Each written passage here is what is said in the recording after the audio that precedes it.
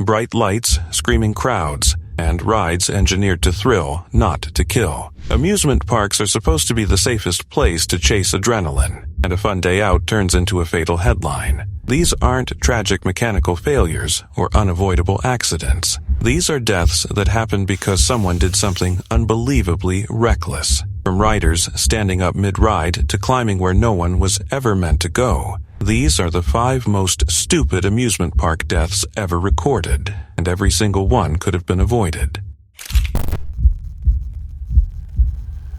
At some point throughout the 2 minutes and 26-second ride, the forces generated by the coaster caused his wife's baseball hat to fall to the ground. It always starts small. A hat lifted by the wind. A laugh, a split-second decision that feels harmless, and then everything goes wrong. In 1998, at California's Great America, a simple mistake turned fatal. A man watched his wife's hat fly off a roller coaster and land beneath the track while the ride was still operating. Most people would have shrugged it off, maybe told the staff, maybe walked away. He didn't. He slipped through a door, clearly marked "Do Not Enter," climbed over a 6-foot fence and stepped into a place no guest is ever meant to be. Seconds later, as the coaster roared overhead, a rider's dangling foot slammed into his head at full speed. He collapsed. Within an hour, he was dead. The cruel twist. Authorities later said he only spoke Spanish and couldn't read the English warning signs that might have saved his life. A hat worth a few dollars had just cost someone everything. And this wasn't an isolated moment of madness. Years later, at Six Flags Over Georgia, witnesses watched in disbelief as a 17-year-old on a church trip made the same fatal choice. He'd lost his hat on the Batman ride. Instead of letting it go, he scaled 2 6-foot fences, ignored multiple danger signs, and entered the restricted zone beneath the coaster. The ride was still running, going nearly 50 miles per hour. In front of shocked onlookers, the teenager was struck and instantly decapitated before anyone could even react. His friend, who had followed him into the area, survived. He would have to live with that moment forever. The pattern kept repeating. A groundskeeper wandered beneath the same Batman coaster years earlier and was struck in the head by a rider's dangling leg dead on the spot. Employees, trained professionals, were seriously injured retrieving objects from active tracks, hats, phones, loose items, trivial things that suddenly mattered more than survival. Every warning was there, every fence, every sign. Every locked gate existed for one reason: to keep people alive. But thrill parks have a way of making danger feel distant, unreal, like it only applies to other people, until it doesn't. These weren't freak malfunctions. These weren't unavoidable tragedies. These were moments where curiosity, impatience, or stubborn confidence whispered, "I'll be fine." And the rides answered back with unforgiving force. Next time something slips from your head on a roller coaster, remember this. No souvenir is worth stepping into the shadow of a moving machine that doesn't know or care that you're there. New tonight out of Arlington, a woman has died after falling off of a roller coaster. Six Flags Over Texas confirms the woman was riding the Texas Giant coaster just after 6:30 this evening when she fell. It was a warm summer night at Six Flags Over Texas on July 19, 2013. The park was alive. Kids darting between rides, couples sharing funnel cakes, roller coasters roaring in the distance like thunder that never stopped. Among the crowd was 52-year-old Rosa Ayala Esparza. It was her very first time at an amusement park. She was there with her daughter and son-in-law, smiling, laughing, taking it all in. It was supposed to be a happy memory. Instead, it would become the last night her family ever saw her alive. As the evening stretched on and people began heading for the exits, Rosa wanted one final ride. Just one more. Something thrilling to end the night. They walked toward the new Texas Giant, a massive hybrid coaster of wood and steel, freshly redesigned to be faster, steeper, more intense than ever before. It towered over the park, its tracks slicing through the dark sky like a warning no one wanted to hear. Rosa didn't hesitate.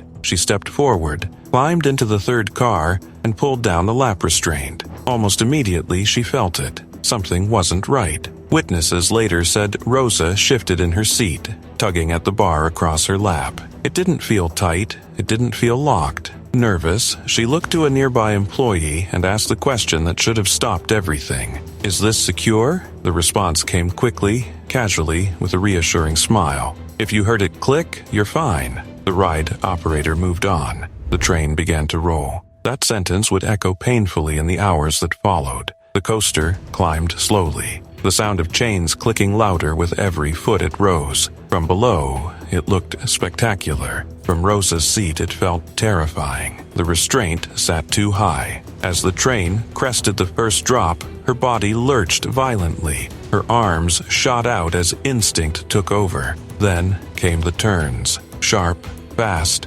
unforgiving. Screams filled the air, but not the kind people pay for. These were screams of panic. Her daughter heard them. When she turned to look, time seemed to freeze. Rosa was slipping out of her seat. She was twisted, nearly upside down, her head hanging low as gravity fought to pull her free. Passengers behind her reached forward, yelling, stretching their hands, desperate to grab her. But the train was already accelerating again, climbing higher, faster, drowning out their cries with the scream of steel on steel. And then she was gone. Rosa was thrown from the coaster. Her family watched in horror as she disappeared over the edge, her body vanishing into the darkness below. There was nothing they could do. When emergency crews reached the area, the reality was devastating. Rosa had struck a metal support beam. The impact was catastrophic. The scene left behind was so severe it took more than an hour for responders to recover her remains from the rooftop beneath the ride. As investigators pieced together what happened, disturbing details began to surface. Employees quietly admitted they had noticed Rosa's restraint wasn't sitting properly, that it was higher than it should have been. Yet no one stopped the ride. The park released a statement claiming there was no mechanical failure, insisting the coaster operated exactly as designed. But rumors spread quickly. Whispers of a malfunction earlier that same week. Stories from guests who said they'd nearly slipped from their seats on the very same ride. One woman came forward and said her daughter had almost fallen out of that exact car just days before Rosa's death. She said she warned park staff. Nothing changed. Police eventually ruled the death an accident. No charges, no accountability, just paperwork and silence.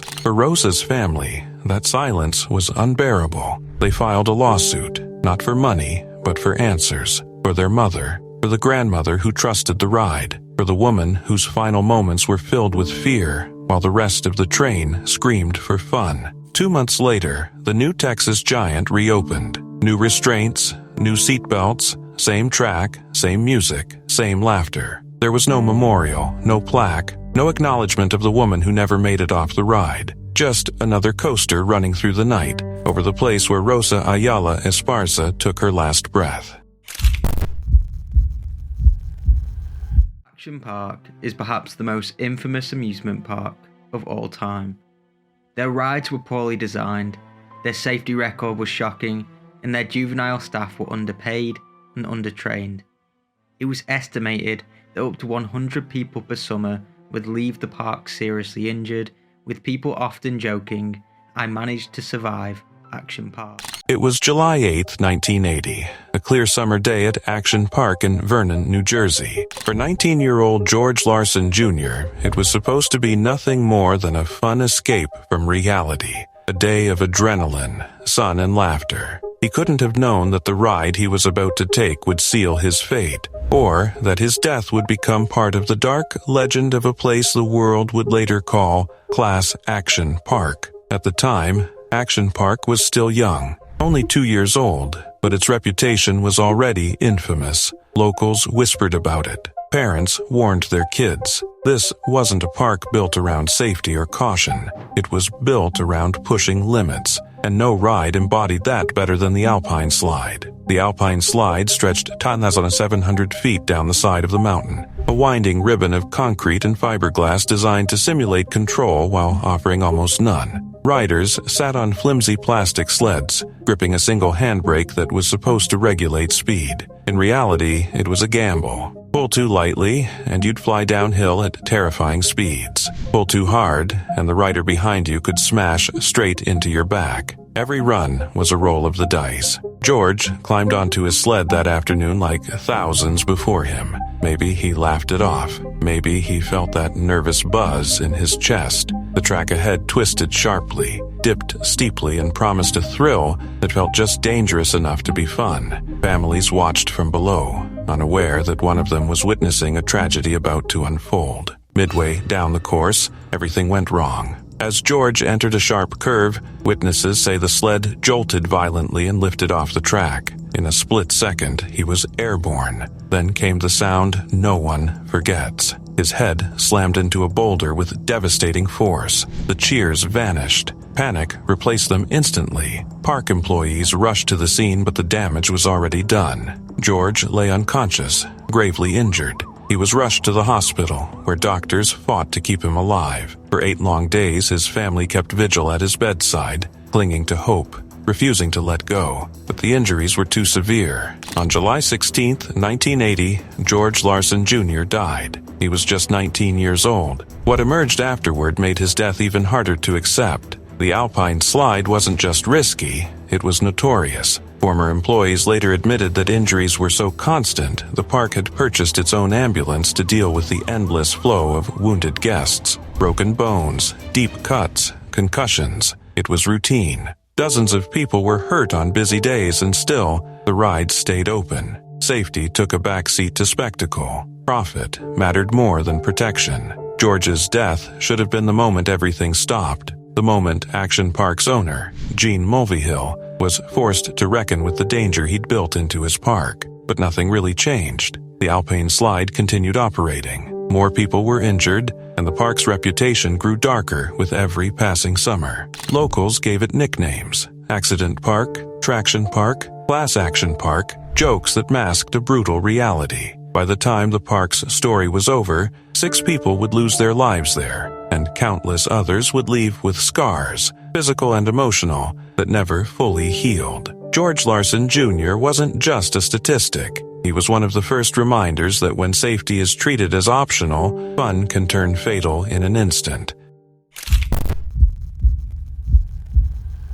It was a clear summer morning in Stockholm, the kind that feels made for laughter. Gröna Lund, Sweden's oldest amusement park, was already buzzing with life. Families strolled between rides, children tugged at their parents' hands, and the warm June air carried the promise of another perfect day. But at around 11:30 a.m., in just a few terrifying seconds, that joy collapsed into chaos. The Jetline roller coaster stood tall over the park, a steel giant that had been thrilling riders for decades. It rose nearly 30 meters into the sky and tore through its track at speeds close to 90 kilometers per hour. For years, it had run without a serious incident. That morning, 14 people climbed aboard, locked their restraints, and braced for the familiar rush. Then came the sound. A sharp, violent metallic crack cut through the air. Wrong, unmistakable, final. Witnesses said the track began to shake, not slightly but violently,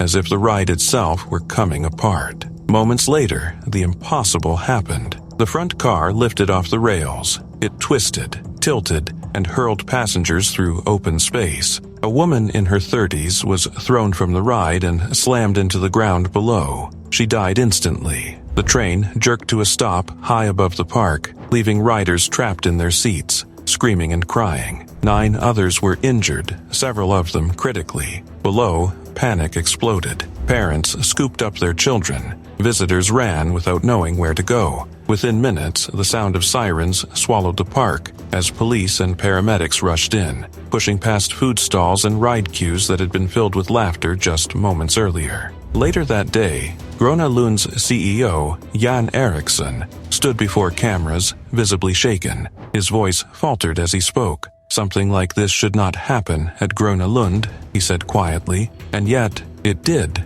For the first time in its 140-year history, the park declared a day of mourning. Journalist Jenny Lagerstedt was there with her family when it happened. She later described hearing the metallic noise, then seeing the track tremble. Her husband watched in disbelief as a roller coaster car, with people still inside, fell toward the ground. "My children were terrified," she said, her voice breaking as she recalled the moment. When investigators began piecing together what went wrong, the truth was deeply unsettling. This wasn't the result of age, weather, or some freak accident. The failure came from newly installed support arms that weren't strong enough to handle the stress. The metal snapped under pressure, causing the wheels to detach from the car. A hidden design flaw, small, unseen, and overlooked, had turned deadly. The park shut down immediately, not just for the day but indefinitely. All tickets were refunded, shows were canceled, and the jet line was closed forever. Park spokeswoman Annika Troselius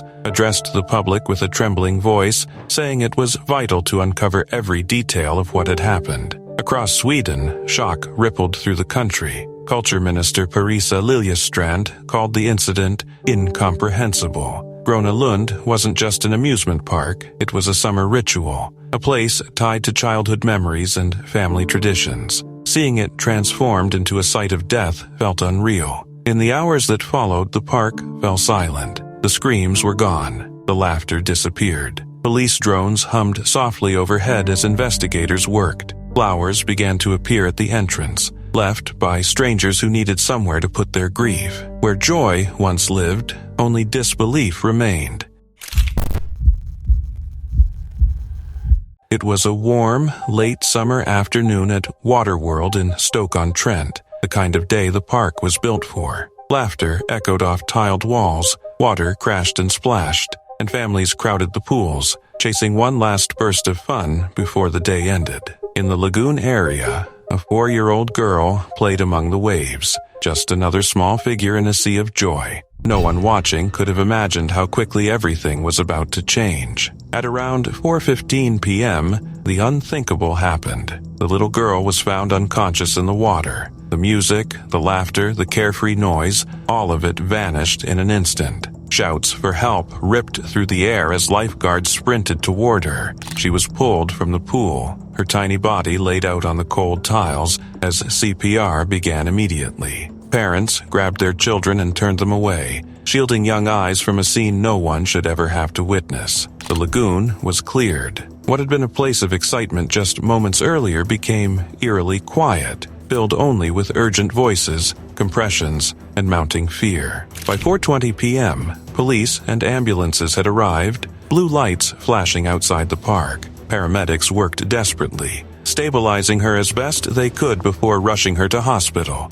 For a brief moment, hope flickered. But despite every effort, from lifeguards, emergency crews, and doctors, the outcome could not be changed. The little girl died later that day. Shock spread through the park. Families who had been there spoke in hushed tones, struggling to process how fast joy had turned into tragedy. Waterworld, proudly known as the UK's #1 tropical indoor aqua park, fell into mourning. That evening, the park announced it would close, not just out of respect, but because every staff member had been shaken by what they'd witnessed. It is with great sadness that we learned of this little girl's passing, a spokesperson said. Our thoughts are with her family and loved ones during this incredibly difficult time. Staffordshire Police confirmed the death soon after. Detective Chief Inspector Lucy Maskew addressed the public with compassion, urging restraint. Our thoughts are with the family at this terribly sad time, she said. We are now working to establish the circumstances surrounding the incident